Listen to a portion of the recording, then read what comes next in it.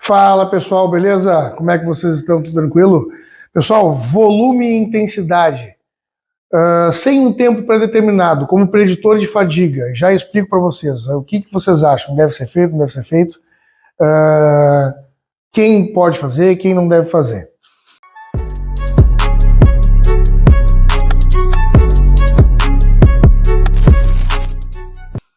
Professor Eduardo Crank com vocês, em trabalho conjunto com a PhysioWork. PhysioWork é uma plataforma fantástica de demandas de exercícios físicos, tanto para fisioterapia quanto para educação física, né? Eles têm um trabalho belíssimo, com um material, um acervo fantástico, tanto gratuito quanto pago. Claro, o acervo pago ele é um pouco mais denso, um pouco mais encorpado, mas também por preços muito acessíveis. Não deixem de segui-los no Instagram deles, né, e aqui no próprio YouTube, né, PhysioWork, assim como aqui no meu canal Diário da Força e lá no Instagram, @educran. Não deixem de compartilhar o material que nós estamos produzindo com vocês e para vocês. Qualquer dica que vocês derem para nós, qualquer crítica construtiva vai ajudar bastante, e assim a gente consegue ir crescendo, né, atingindo maiores demandas também, para que todos nós possamos enriquecer a área do esporte, a área da saúde, enfim. Então, assim, pessoal, existem formas de predição de fadiga. A gente pode trabalhar com o primeiro LAN e segundo LAN, que são os limiares de lactato.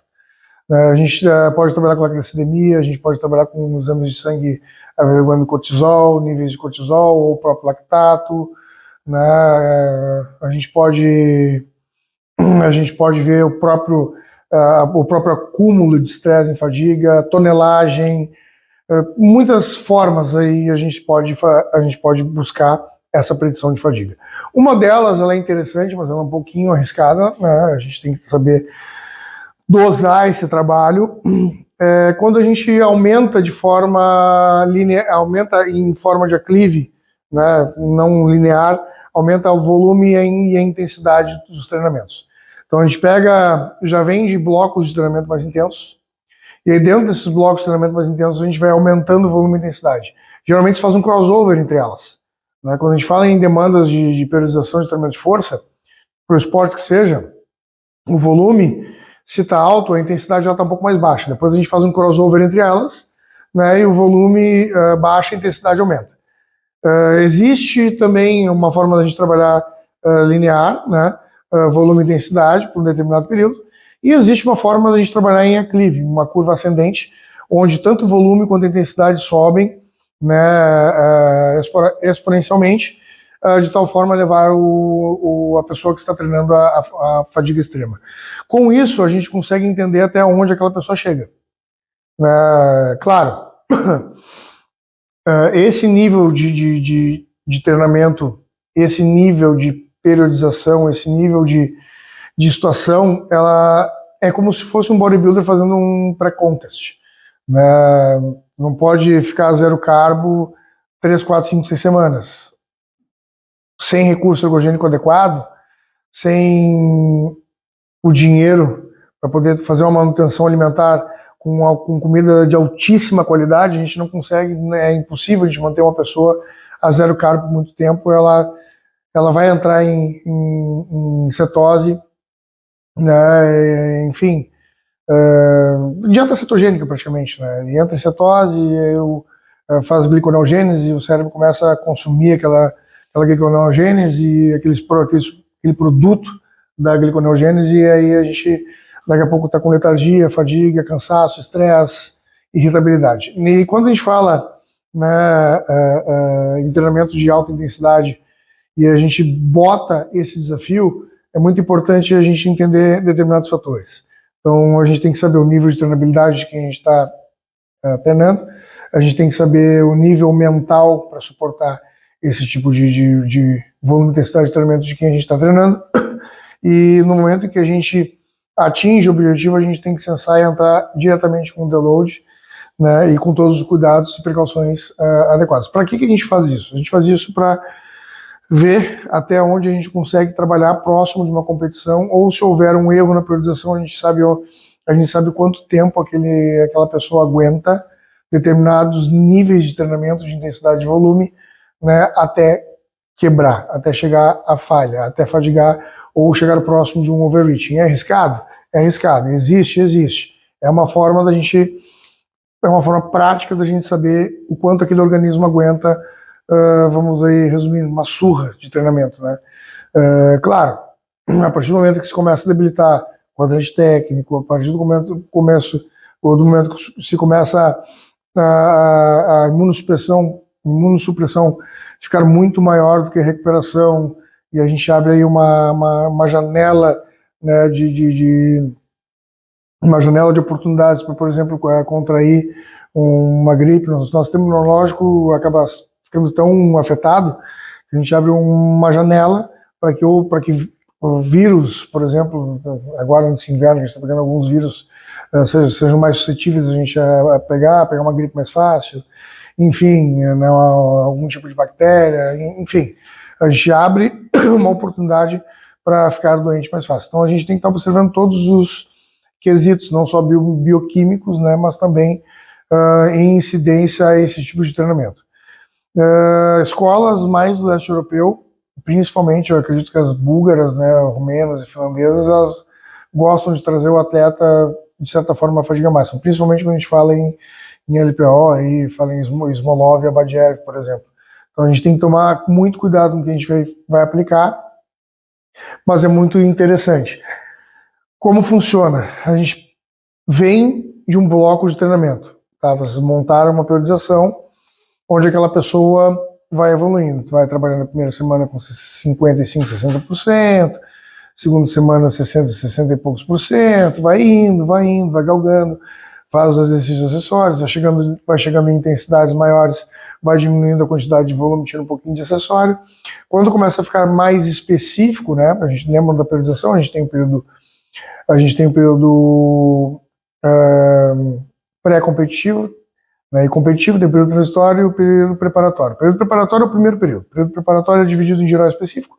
Depois a gente tem o período competitivo, que é pré-competitivo, competitivo, e o período transitório, que é o regenerativo ou deload. Então, quando a gente está chegando já no pré-competitivo, para ficar muito mais específico a demanda de treinamento para aquele esporte que vocês praticam, é aí que a gente começa a aumentar, né, o volume e intensidade. E aí a gente vai buscar, só que claro, a gente não está se arriscando a chegar perto de uma competição. Isso é uma hipótese, né, uma simulação de uma periodização para uma competição. A gente vai chegar, né, próximo do limite.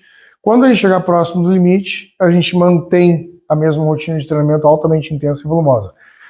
Semana 1, semana 2 repete, semana 3 repete.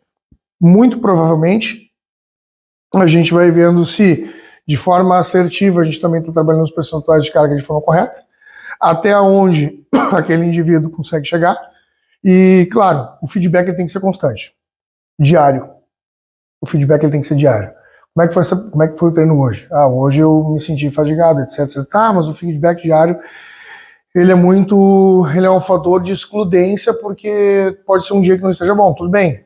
Pode ser um dia que não esteja bom, mas aí é a vida inteira, entendeu? Toda vida a gente vai ter um dia que não vai ser bom, 2, 3, 10, né? Então o feedback diário ele tem que ser fundamental. Então a gente trabalha entre 88% e 90%, 92% sempre. Sempre. 3 a 4 vezes na semana nos movimentos propostos, adaptando, né, conforme. O primeiro 88% a 90%, 92%, vocês podem utilizar o que seria feito normalmente no treino até vir uma competição, um deload de competição. Depois que vocês finalizarem esses 88%, 92%, na outra semana tem que tentar de novo.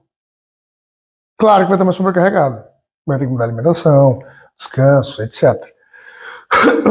Tá mais sobrecarregado? Disse que estava mais cansado. Primeiro treino da semana eu falei, esse primeiro treino da semana foi uma merda. Foi um horror.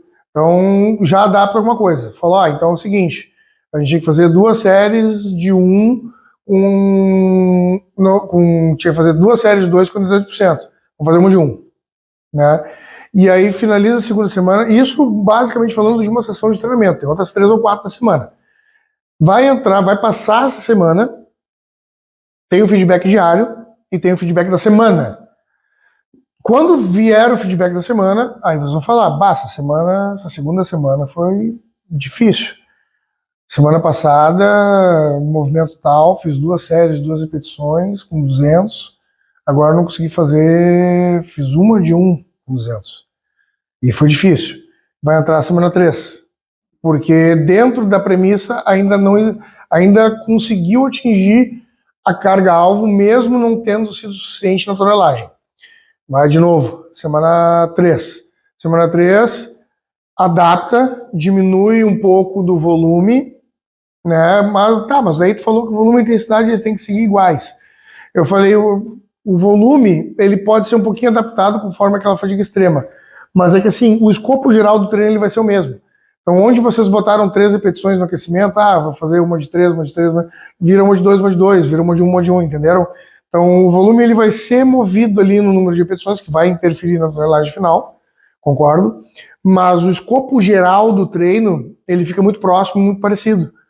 Porque a fadiga ela é tão grande que a gente não consegue comparar aquelas primeiras 3 repetições que fiz no aquece com as últimas 3 repetições que teriam que ser feitas no aquece da semana 3, sendo todo aquele limiar de fadiga que foi acumulado.